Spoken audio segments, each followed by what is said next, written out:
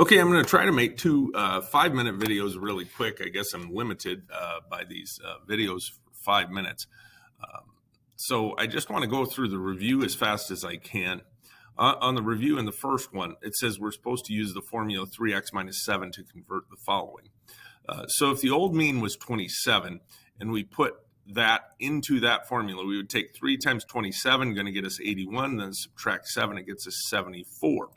Well, if we look at the standard deviation answer, these three that I have highlighted in yellow, the standard deviation, 3 times 6.07 is 18.21, but then it didn't go down 7 and end up being 11.21. So if you do that, you've made the mistake. You've forgotten that shifting, adding and subtracting doesn't affect spread. So remember that on the test. Look at these three in yellow. Make sure you get those right.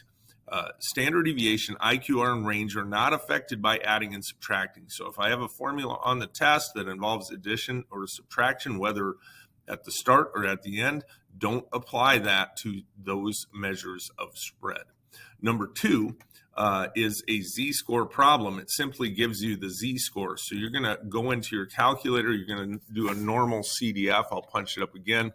We're going to go menu 652. Sorry, I hit the wrong button. Menu 652. We're going to go from negative 2.33 to positive 0.33. That's simply on the curve. Going from a negative 2.33 z-score to a positive 0.33 z-score, it's going to tell us the value is 61.9. I apparently have the wrong answer on the review. I have 60.8, so I'll try to make sure I update that. Not sure why I have 60.8. Should be 61.9. This one, we're shading above a 1.25 z-score. We're going to get 10.6%. Hopefully I've done that one right. I guess I'm just going to quickly check my norm CDF.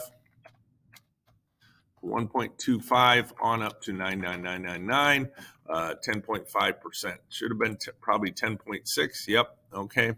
Absolute value greater than 0.34. How do I do that one again? I'm going to do the normal CDF. And again, we will never use normal PDF. We'll use normal CDF and inverse normal. And this one, the absolute value is above 0.34. So I'm going to go from 0.34 on up. Now that's only going to give me one side of the curve. So I'm going to need to double that. In terms of the curve, what am I actually looking at? An absolute value problem. When you did it back in algebra, we're looking at 0.34 or higher. So this area of the curve, but then we have to look at negative 0.34 or lower as well, because these would be values in terms of absolute value that are greater.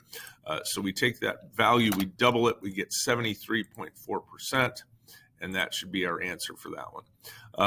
B should be 9%, less than 1.33. Make sure we know how to do those. Lastly, probably on this video that I'm going to get in, do you know your outlier rules? Your outlier rules, again, are Q1, which is 12, subtract 1.5 times the IQR. The IQR, remember these rules, it's simply Q1 and Q3 that you need to know.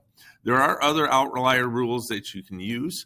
For the lower fence, you can use the mean, and you can subtract 3 standard deviations. And for the upper fence, you can use the mean and you can add 3 standard deviations. So those are all outlier rules that are acceptable. Make sure you know your outlier rules. You may have to go back, watch a video on outlier rules. That was actually in the last chapter. But the basic outlier rule that you definitely should know again is Q1, subtract 1.5 times the IQR, and the upper fence is Q3, add 1.5 times the IQR. Looks like I'm going to run out of time on this 5-minute video. Make sure you know those outliers. Make sure that you, those outlier rules, make sure then that you state there's nothing below the lower fence or nothing